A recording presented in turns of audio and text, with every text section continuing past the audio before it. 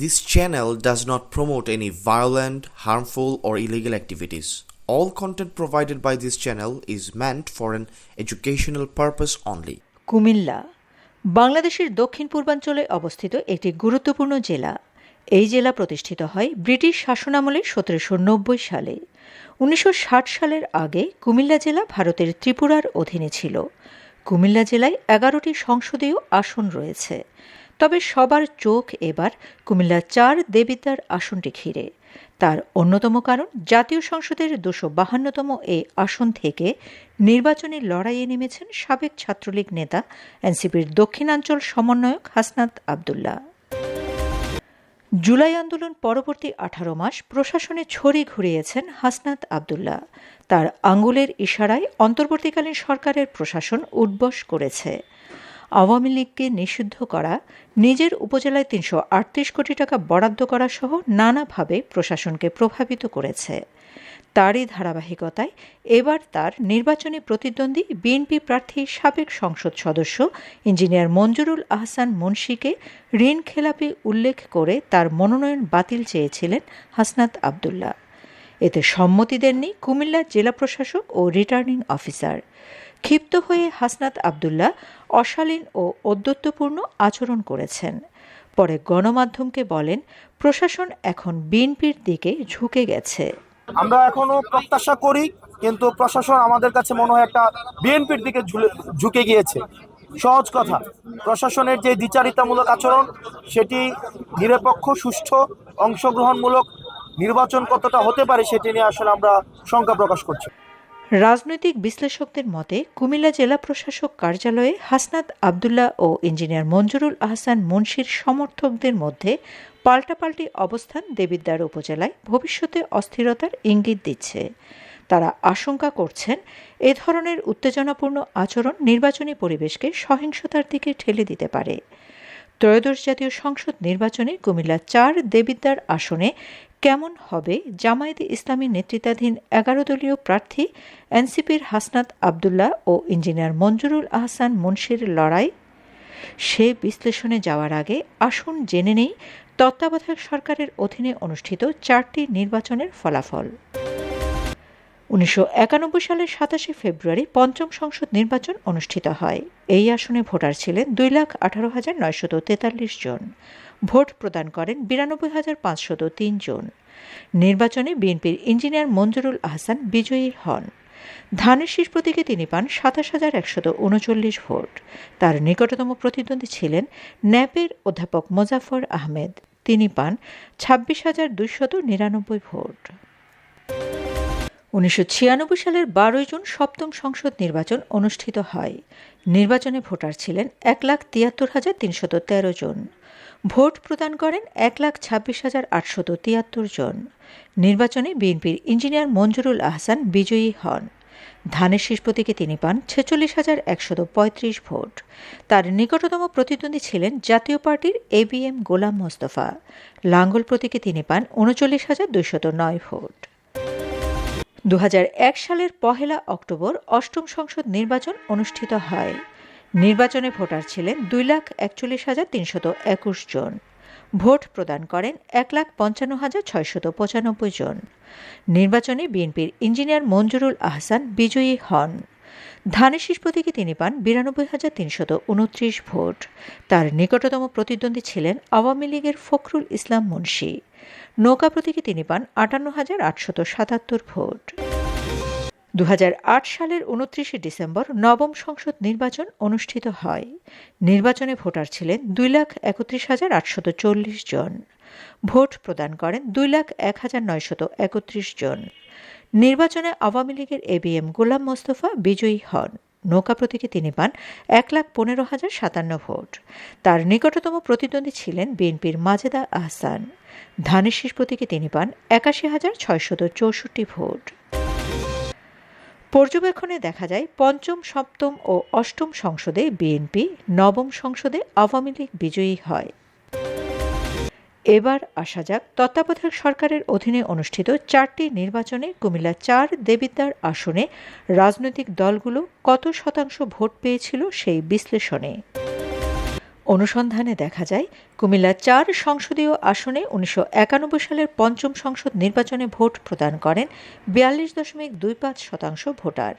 প্রদত্ত ভোটের মধ্যে আওয়ামী লীগ ২৮.৪৩%, বিএনপি ২৯.৩৪%, জাতীয় পার্টি ০.৩৬%, জামায়াতে ইসলামী ১৫.৫৯%, স্বতন্ত্র ও অন্যান্য ২৬.২৮% ভোট পায়। ১৯৯৬ সালের সপ্তম সংসদ নির্বাচনে ভোট প্রদান করেন ৭৩.২০% ভোটার।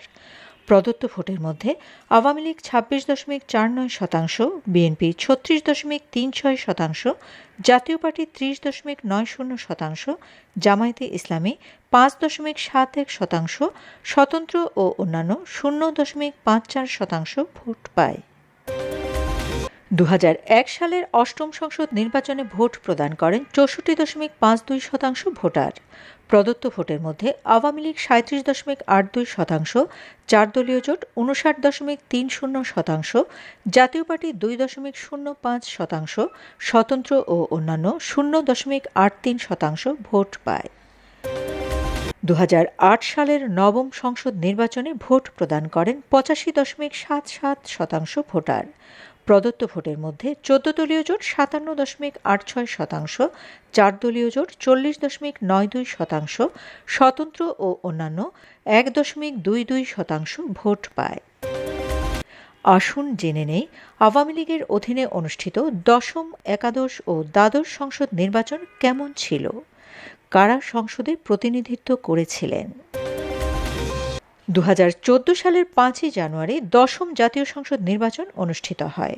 তত্ত্বাবধায়ক সরকারের অধীনে নির্বাচনের দাবিতে বিএনপি নেতৃত্বাধীন ২০ দলীয় জোট এই নির্বাচনে অংশগ্রহণ করেনি।